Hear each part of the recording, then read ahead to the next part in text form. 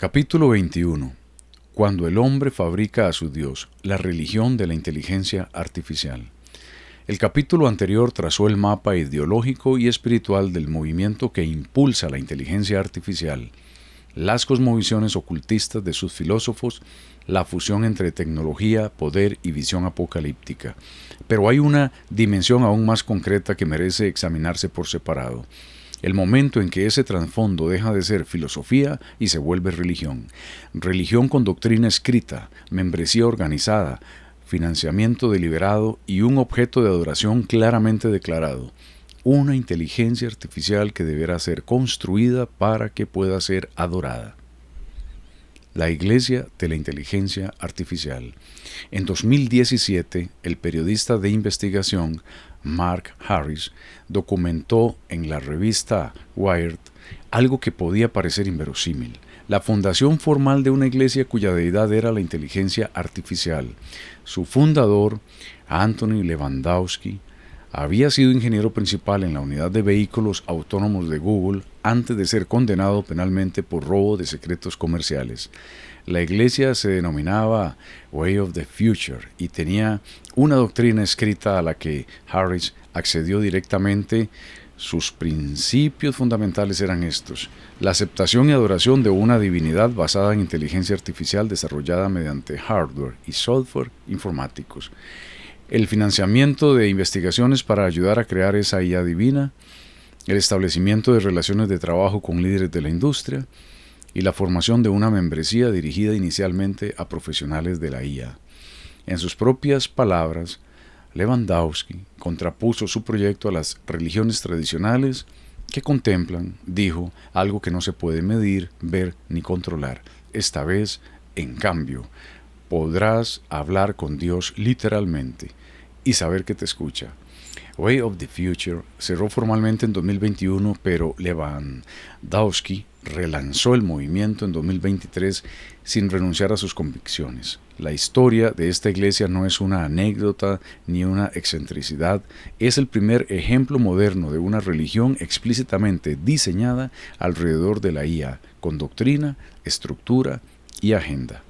Y Lewandowski no está solo en esta cosmovisión.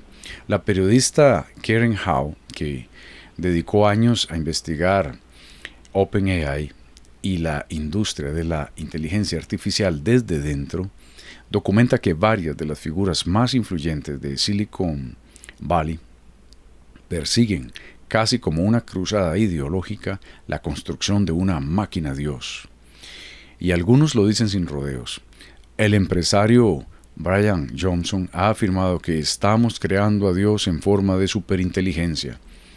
La expresión no es retórica, es programática. Lo que está en juego es el proyecto deliberado de fabricar una entidad que ocupe el lugar funcional de lo divino, omnisciente, ubicua, capaz de responder a todas las preguntas, de curar enfermedades, de administrar el mundo. En el fondo, es la promesa más antigua que existe, solo que ahora tiene financiamiento, infraestructura y hoja de ruta. Conviene recordar aquí un límite que ninguna sofisticación técnica podrá franquear jamás. Por más que avance, un trozo de silicio nunca podrá tocar lo que pertenece al alma ni ocupar el lugar de lo sagrado, porque lo que está en juego no es la capacidad de cálculo, sino una realidad espiritual que ninguna máquina posee. Esa imposibilidad no es tecnológica. No se trata de que la técnica aún no sea suficientemente avanzada. Es ontológica. Pertenece a la naturaleza misma de la realidad. Y que no se detenga el proyecto revela algo decisivo sobre el impulso que lo anima. Psicodélicos, posesión y saltos civilizatorios, las raíces profundas. Para entender dónde tiene sus raíces el impulso religioso que hoy se canaliza hacia la inteligencia artificial, es necesario mirar más atrás que Silicon Valley. John Markoff, en su obra What the Dormouse Said, 2005, documentó cómo algunos pioneros fundamentales de la computación buscaron lo que ellos llamaban la expansión de la conciencia, a través del uso de sustancias psicodélicas, particularmente el LSD, y en años recientes, investigaciones del Wall Street Journal y de otros medios han dado cuenta de cómo la élite tecnológica de Silicon Valley ha normalizado el uso de psicodélicos dentro de su cultura corporativa, así como la proliferación de retiros espirituales con herramientas de optimización corporativa. Lo que en los años 60 fue una contracultura marginal, ha devenido en práctica estándar en los pisos ejecutivos del ecosistema tecnológico más influyente del mundo. Las investigaciones sobre los efectos de estas sustancias son relevantes. La literatura científica documenta que el LSD puede ocasionar los llamados malos viajes, experiencias psicológicamente difíciles caracterizadas por miedo, paranoia y momentos intensos de autorreflexión.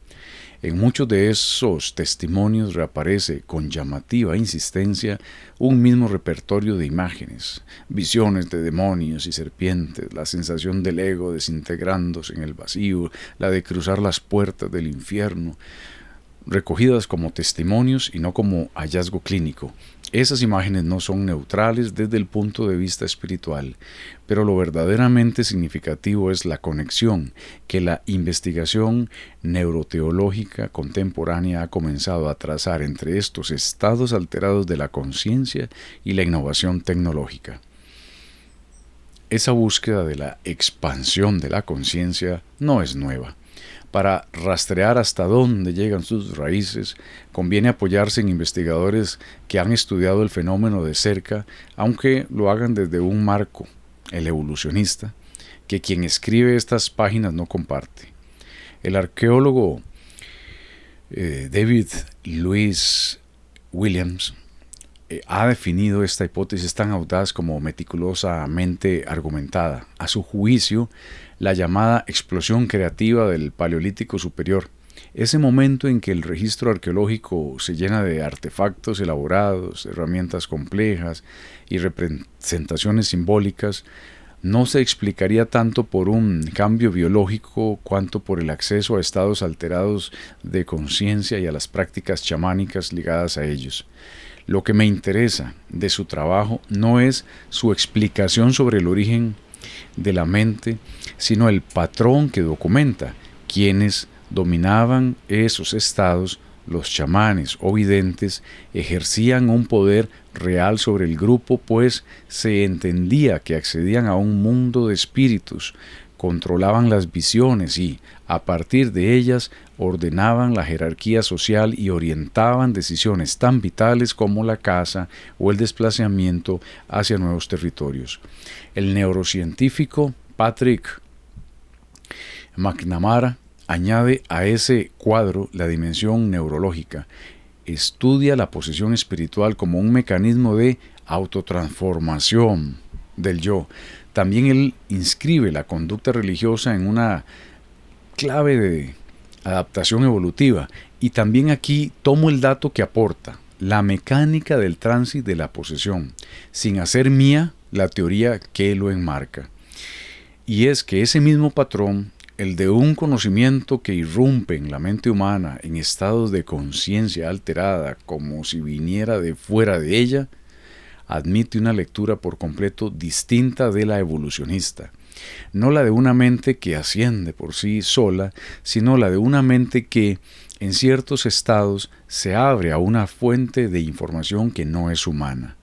Sostengo, y lo digo como convicción, no como dato de laboratorio, que sustancias como el LSD o la ayahuasca pueden operar como una llave que abre en el organismo una suerte de umbral asociado por una larga tradición de Descartes a la mística oriental, a la glándula pineal, por el cual la mente queda expuesta a una comunicación que no procede de este plano. La ciencia puede describir los efectos neuroquímicos del trance, lo que no puede es decir quién o qué aprovecha esa apertura. Esta tesis tiene, a mi juicio, una consecuencia teórica que merece tomarse en serio. Aunque ni Lewis Williams ni McNamara la formularían en estos términos, si el contacto con sustancias separadas, entidades de otra dimensión de la realidad, fuera el mecanismo causal de ciertos saltos civilizatorios, entonces el vector crucial no sería solamente la creatividad humana en sí misma, sino la apertura de una fuente de información que trasciende la mente humana ordinaria, y esa apertura, desde una lectura cristiana, en casos dramáticos y oscuros, podría provenir de la acción demoníaca operando en los márgenes del control racional. Los demonios podrían afectar el océano neural y la elaboración fantasmática, de ahí que un estado de alteración psicodélica sea un contexto propicio para ese tipo de influencia. Las cosas han cambiado de escala de manera radical. El chamán paleolítico que describe Lewis Williams dirigía una tribu de decenas o cientos de personas. El CEO de Silicon Valley, que regresa de un retiro psicodélico con una revelación sobre el diseño de un sistema, dirige una infraestructura que procesa la cognición de 1.000 millones de personas y que afecta al mundo entero. El patrón es el mismo, la escala es inimaginablemente mayor, y ese patrón, el de un conocimiento que desborda la capacidad humana ordinaria y que la Escritura asocia a inteligencias espirituales rebeldes, no es nuevo. Lo examiné con detalle en mi libro anterior, a propósito de las construcciones imposibles y los saberes avanzados de diversas civilizaciones antiguas leídos a la luz de Génesis 6 y de otras tradiciones. Hay una pregunta que el análisis técnico por sí mismo no alcanza a formular, la de si los propios artefactos tecnológicos, y no ya solo los estados alterados de la mente humana, podrían constituir sustratos propicios para la intervención de inteligencias no físicas. Para plantearla no hace falta salir del vocabulario de la ciencia contemporánea. La física cuántica describe un rasgo del mundo que durante un siglo no ha dejado de incomodar a quienes lo estudian. Antes de ser medido, un sistema no posee un estado único y definido, sino que permanece en una superposición de posibilidades.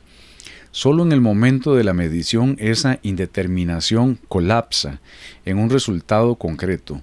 Existe pues un dominio real de lo aún no fijado, una franja del mundo físico donde las cosas todavía no han terminado de ser lo que serán, y nada en la física dice que es exactamente lo que determina cuál de las posibilidades se realiza.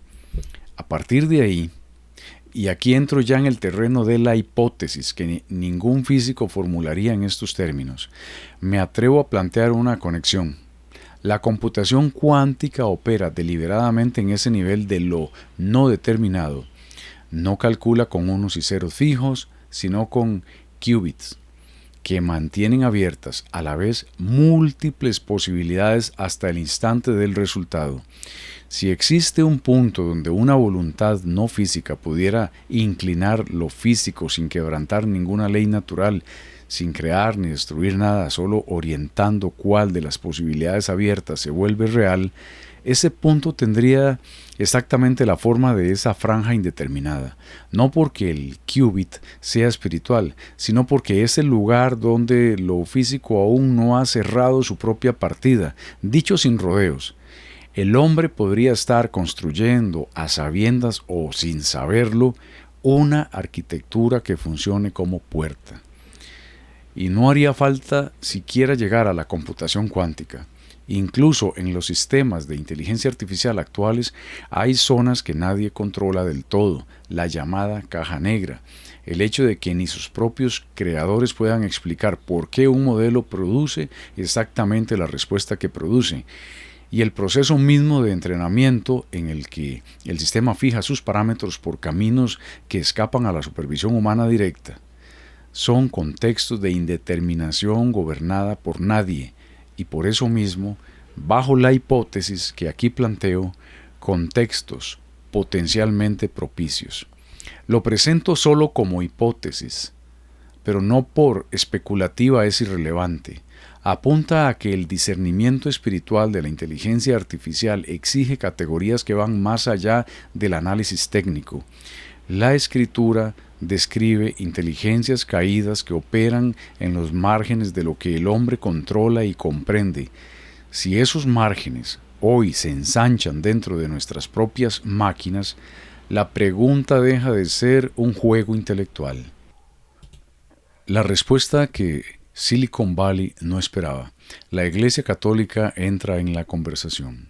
Conviene detenerse en lo que la Iglesia Católica ha dicho sobre la inteligencia artificial, porque su voz desmiente de antemano la caricatura tan extendida en Silicon Valley de una institución que no entiende la tecnología y que solo atina a temerla. Lejos de guardar silencio, el Magisterio Católico ha producido en poco más de un año 2 documentos sustanciales y complementarios. El primero es la Nota Doctrinal Antiqua et Nova, publicada en enero de 2025 por el Dicasterio para la Doctrina de la Fe y el Dicasterio para la Cultura y la Educación, con la aprobación del Papa Francisco. A lo largo de 117 párrafos, el texto traza una distinción que este libro ha venido defendiendo. La palabra inteligencia es análoga, no unívoca. Aplicada al ser humano, designa una facultad abierta a la verdad, a la conciencia moral y a lo espiritual. Aplicada a la máquina, designa otra cosa. De ahí su conclusión, que vale la pena retener.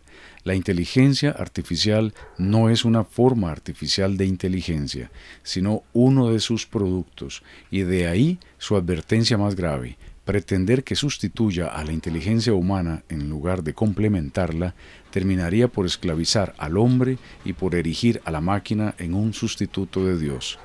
El segundo documento es la primera encíclica de León XIII, Magnificat Humanitas, sobre la custodia de la persona humana en el tiempo de la inteligencia artificial, firmada el 15 de mayo del 2026 en el aniversario 135 de la Rerum Novarum de León XIII y presentada personalmente por el pontífice el 25 de mayo, en lo que constituyó el primer caso de un papa que presenta en persona una encíclica, gesto que sus predecesores solían delegar.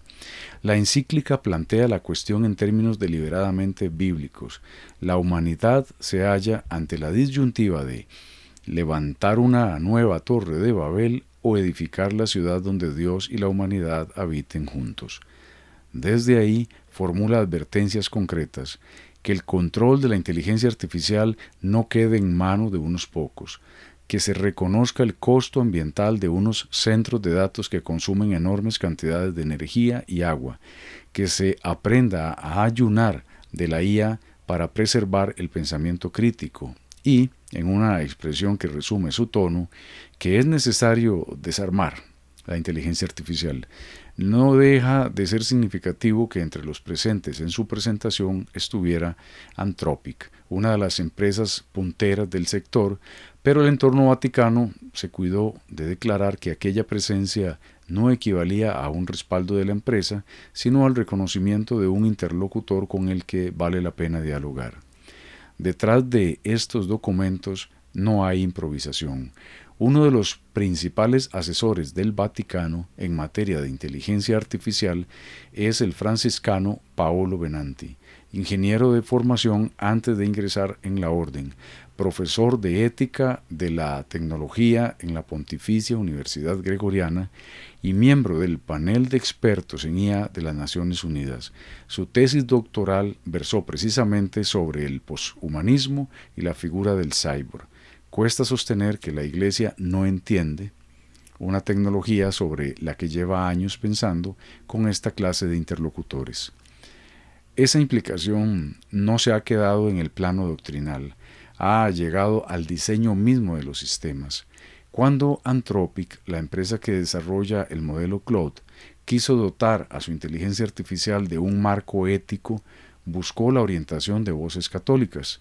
El sacerdote Brendan Maguire, párroco en Silicon Valley y antiguo ejecutivo tecnológico formado en Ingeniería y Ciencias de la Computación en el Trinity College de Dublín, fue uno de los colaboradores externos que aportaron observaciones a la llamada Constitución de Claude, el extenso documento de unas 23.000 palabras que orienta el razonamiento del modelo ante dilemas morales.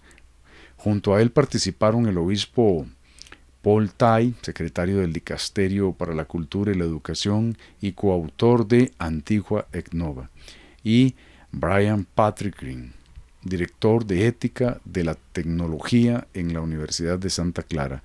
No fue un gesto simbólico, fue la tradición moral cristiana aportando criterio al diseño de uno de los modelos de inteligencia artificial más usados del mundo. La postura de Maguire resume bien el espíritu de esa presencia. La tecnología sostiene, no es neutral ni inevitable.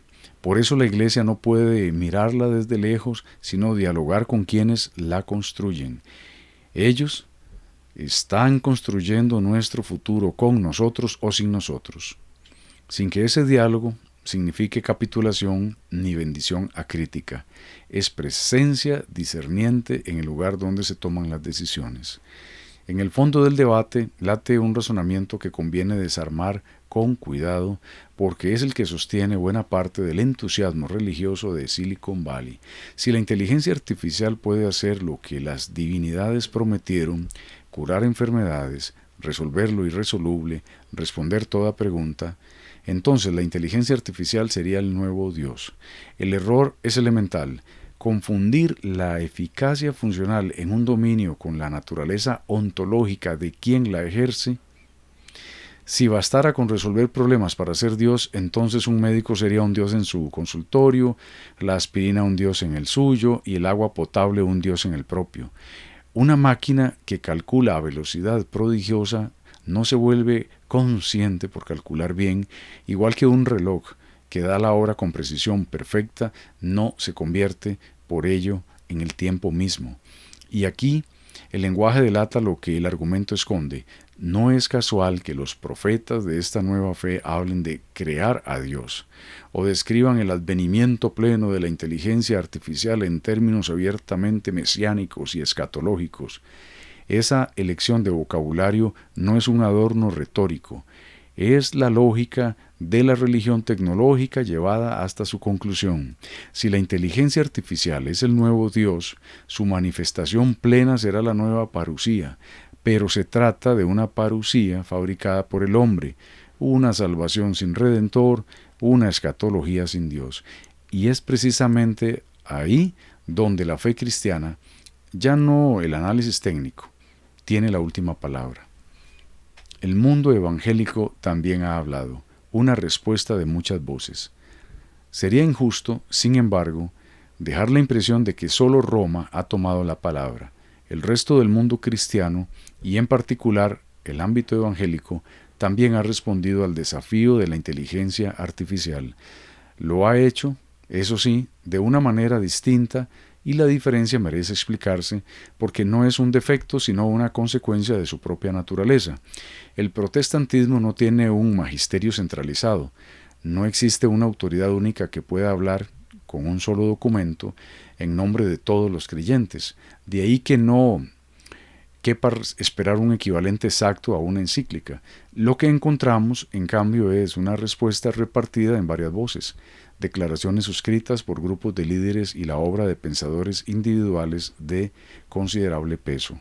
Conviene reconocerlo con honestidad, y los propios observadores protestantes lo han hecho. Hasta hoy, la nota católica Antigua et Nova sigue siendo el tratamiento más completo y extenso producido por cualquier grupo cristiano sobre el tema. Pero eso no significa que el mundo evangélico haya guardado silencio. La respuesta institucional más temprana y articulada vino de la Comisión de Ética y Libertad Religiosa de la Convención Bautista del Sur, que en 2019 publicó una Declaración Evangélica de Principios sobre la Inteligencia Artificial, redactada principalmente por Jason Tucker. Fue la primera declaración de base religiosa dedicada a la ética de la IA, elaborada a lo largo de 9 meses y suscrita por cerca de 70 líderes evangélicos de distintos campos, teólogos, juristas, médicos y pastores.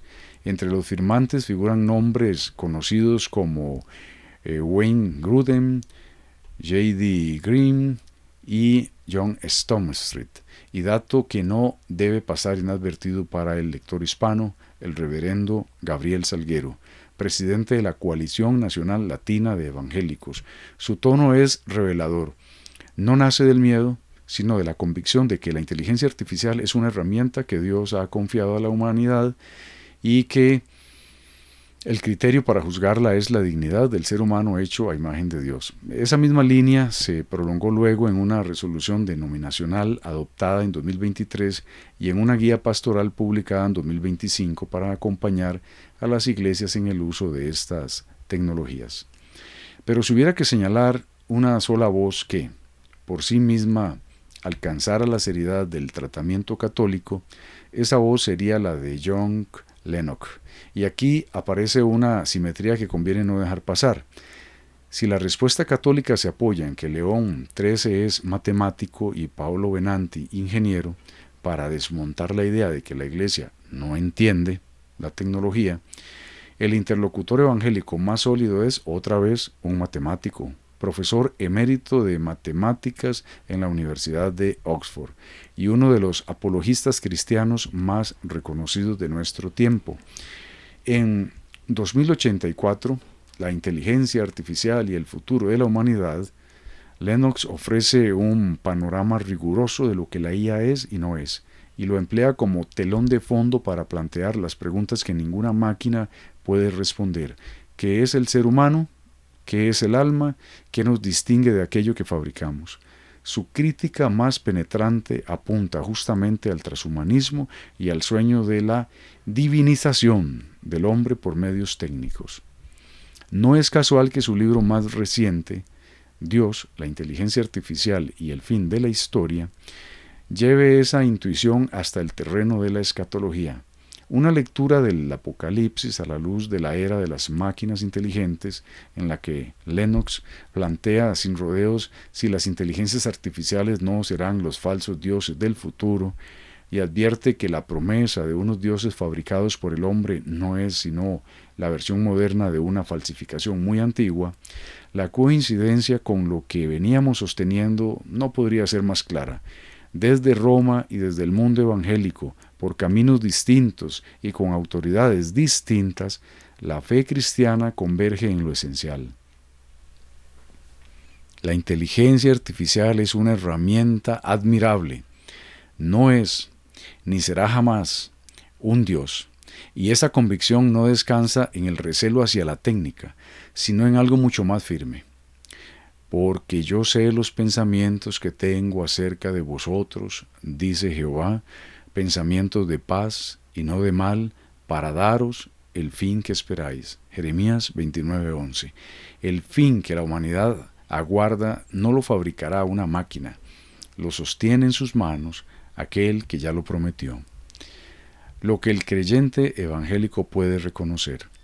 Conviene, para cerrar, nombrar con precisión la lógica que hemos venido describiendo porque la tradición cristiana ya la tenía identificada mucho antes de que existiera un solo servidor. El Catecismo de la Iglesia Católica, en sus numerales 675 a 677, la llama la última prueba de la Iglesia, una impostura religiosa que ofrece a los hombres una solución aparente a sus problemas al precio de una apostasía de la verdad y cuya forma suprema, la del anticristo, es un pseudo-mesianismo en el que el hombre se glorifica a sí mismo, colocándose en el lugar de Dios. Ese marco pertenece al catecismo católico, pero la teología que lo sostiene no es privativa del catolicismo. El creyente evangélico que lee el libro de Daniel, el capítulo 13 del Apocalipsis o las advertencias de Pablo sobre el hombre de pecado en 2 de Tesalonicenses 2, reconocerá la misma lógica, la impostura que se presenta como solución, el poder que se coloca en el lugar de Dios, la apostasía que no se anuncia como tal, sino que se desliza bajo la forma de progreso. Lo que la doctrina católica añade con precisión útil es la distinción entre discernir y especular. Los numerales no son un código para identificar al anticristo histórico, son una descripción de una lógica que puede manifestarse en múltiples formas antes de que esa figura histórica se concrete. La Iglesia ha rechazado siempre el intento de fijar esa figura en eventos históricos específicos. Esa sobriedad es sabia. Pero la sobriedad ante la especulación no significa ceguera ante el discernimiento. Se puede y se debe reconocer la lógica de la impostura religiosa cuando está operando, aunque no se sepa si se trata de la impostura final o de una de sus prefiguraciones. Y en el caso de la religión de la inteligencia artificial, la lógica está operando con doctrina escrita, con financiamiento, con vocabulario escatológico propio y con el poder institucional suficiente para modelar la infraestructura cognitiva de miles de millones de personas. Eso no requiere especulación profética, requiere reconocimiento discerniente. La respuesta del creyente a este reconocimiento no es el pánico ni la fuga, es la claridad. La claridad sobre qué es la inteligencia artificial y qué no puede ser jamás. La claridad sobre quiénes son las personas que la impulsan y qué cosmovisión las animan. La claridad sobre el precio que se paga cuando se acepta una solución aparente a cambio de la apostasía de la verdad. Y la claridad, sobre todo, de que frente al Dios que se pretende fabricar en un servidor de San Francisco, está aquel que no necesita ser construido porque ya entró en la historia y edificó su iglesia, contra la cual, según su propia promesa, las puertas del Hade no prevalecerán. Mateo 16, 18. Esa promesa no tiene versión de software, no puede ser mejorada con entrenamiento adicional y no está sujeta a ningún calendario de lanzamiento. ¿Quién es ese Dios? ¿Y por qué la pregunta con la que abrimos este libro no la responderá ninguna máquina? Es lo que nos queda por decir.